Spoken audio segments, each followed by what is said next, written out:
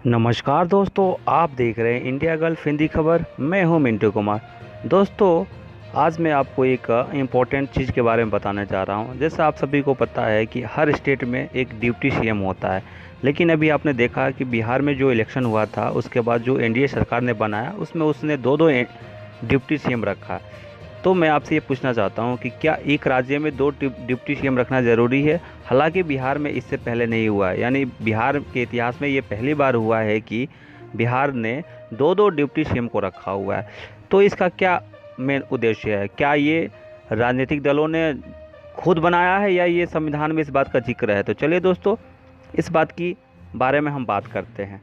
जैसा कि आप सभी को पता है कि जब किसी भी स्टेट में कोई मुख्यमंत्री होता है तो उसके साथ एक डिप्टी सीएम बनाता है, और डिप्टी सीएम का जो रोल होता है वो मुख्यमंत्री के कामों पर लगातार नज़र रखता है। वैसे डिप्टी सीएम टर्म आज से कुछ साल पहले राजनीति में उतना परिचित नहीं था, लेकिन अब ये आम हो चला है।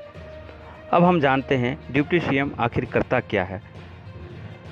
समय समय पर ये बात उठती रही है कि डिप्टी सीएम पद का क्या संविधान में कहीं जिक्र है या फिर केवल राजनीतिक दलों ने अपने मतलब के लिए ये टर्म खोज ली है। तो सच्चाई ये है कि संविधान में वाकई में डिप्टी सीएम जैसे किसी भी पोस्ट का उल्लेख नहीं है। यहाँ तक कि शपथ ग्रहण समारोह के दौरान डिप्टी सीएम अलग से शपथ ले, ऐसा नहीं होता है।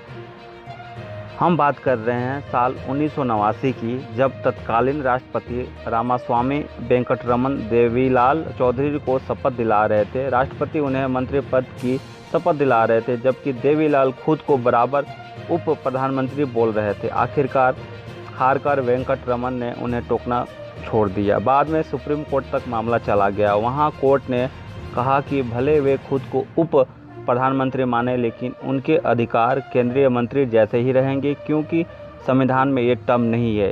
यही बात डिप्टी सीएम पर भी लागू होती है।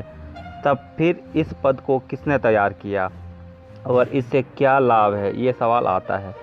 असल में किसी राजनीतिक पार्टी में या गठबंधन बनाते हुए अगर दो या दो अधिक महत्वपूर्ण नेता रहे तो सबको संतुष्ट करने के लिए उन्हें अलग अलग पद दे दिए जाते हैं। यानी ये पद एक तरह से राजनीतिक ज़रूरतों को पूरा करने का जरिया बना हुआ है।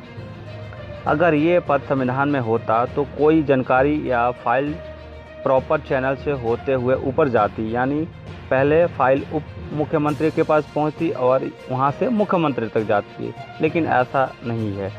डिप्टी सीएम वही विभाग देख सकता है जो उसे सौंपे जाए। यहाँ तक कि इन पदों पर तैनात व्यक्ति मुख्यमंत्री की गैर मौजूदगी में मंत्रिमंडल की अगुवाई नहीं कर सकता है, और न ही उसे दूसरे मंत्रियों से अलग कोई भत्ता या सुविधा मिलती है। यानी हम ये कह सकते हैं कि सियासी समीकरण बनाए रखने के लिए किसी राज्य में डिप्टी सीएम का पद क्रिएट किया जाता है। यही कारण है कि किसी डिप्टी सीएम के पास सीएम जैसे अधिकार या उससे कुछ कम अधिकार नहीं होते, बल्कि उसके अधिकार भी मंत्रिमंडल के दूसरे सदस्यों की तरह ही होते हैं, और वो एक या दिए गए विभागों के लिए जिम्मेदार होता है।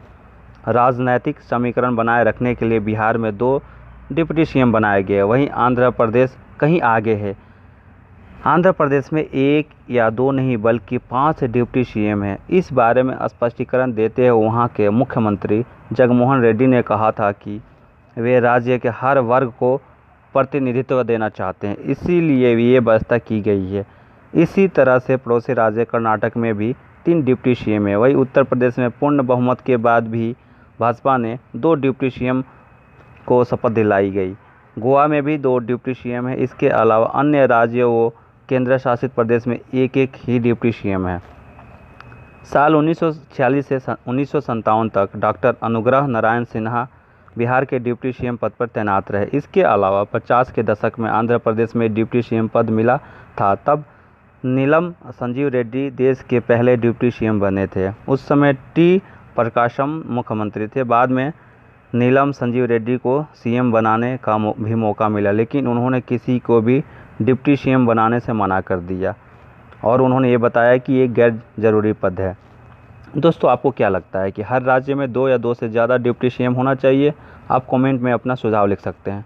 दोस्तों इस वीडियो में बस इतना ही। अगर ये वीडियो अच्छा लगे तो आप लाइक कर सकते हैं, अपने दोस्तों को शेयर कर सकते हैं तथा आप हमारे चैनल से जुड़े रहने के लिए आप हमारे चैनल को सब्सक्राइब करके बेल आइकन के बटन को प्रेस कर सकते हैं। नमस्कार।